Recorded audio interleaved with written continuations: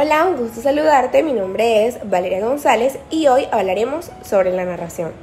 Bueno, ahora sí, hablemos de qué es la narración. La narración es el desarrollo verbal de una serie de sucesos de una forma ordenada y específica, ya sean reales o no. Una narración puede ser un cuento, una anécdota, un relato o otros términos más específicos.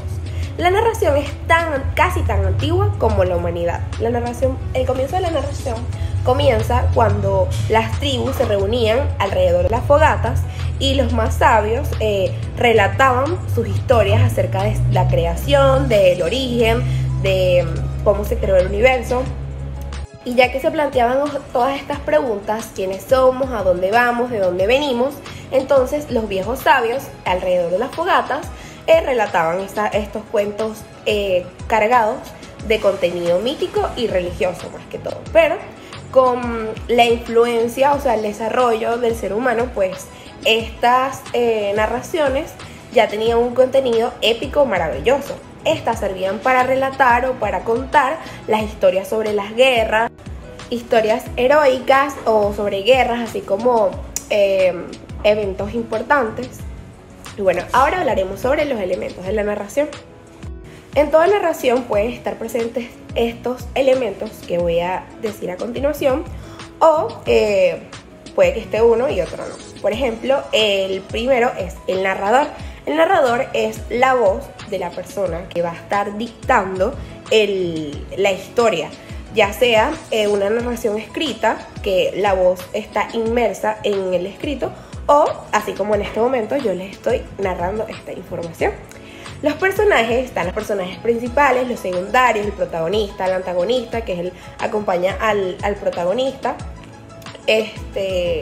Está también un lugar, todos los hechos deben estar relacionados en un lugar, ya sea real o imaginario. El tiempo, tiene que haber una transcursión, ya sea corto o largo tiempo, donde se desarrollan dichos hechos. Y la trama son las acciones y los acontecimientos que suceden en la narración. Ok, narrar significa contar una serie de eventos de modo ordenado, lógico y secuencial. Para esto debe tener un sentido de causalidad y verosimilitud, o sea que sea creíble y tenga sentido. Tradicionalmente este está compuesto de tres partes: el inicio o la presentación, que es por donde se presentan los personajes.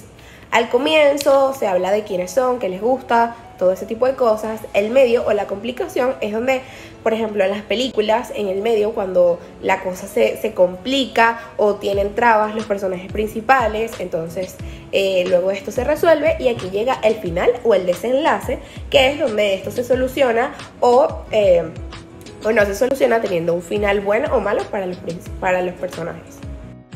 Ahora hablaremos de lo que significa el estilo directo y el estilo indirecto. Esto se usa más que todo en la narrativa o en la literatura. Pues el estilo directo es aquel cuando transmitimos una información de manera directa.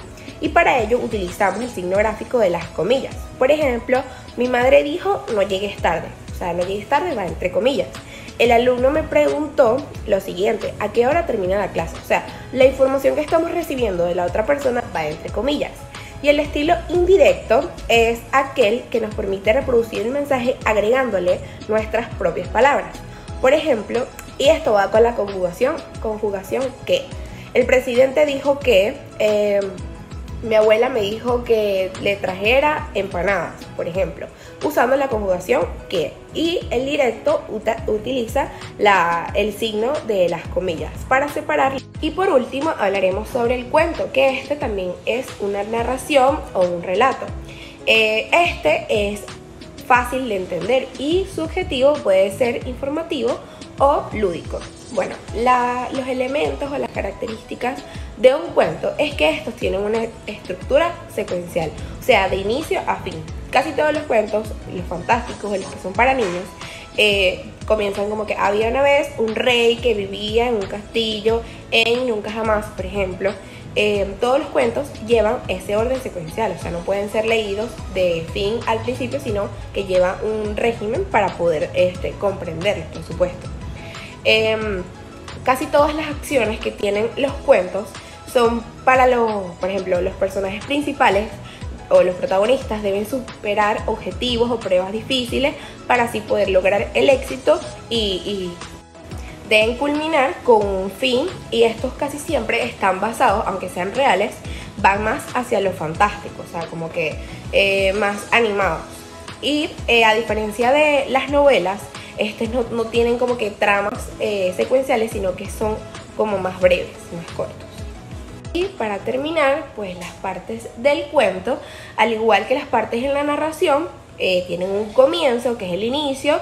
Esto es lo mismo, donde se presentan los personajes, se dice, bueno, cuáles son los villanos, cuáles son los protagonistas, los buenos, los malos, todo este tipo de cosas. El nudo, que es donde se presentan las dificultades, y el desenlace es donde se resuelven dichas dificultades para lograr un éxito. Muchas gracias.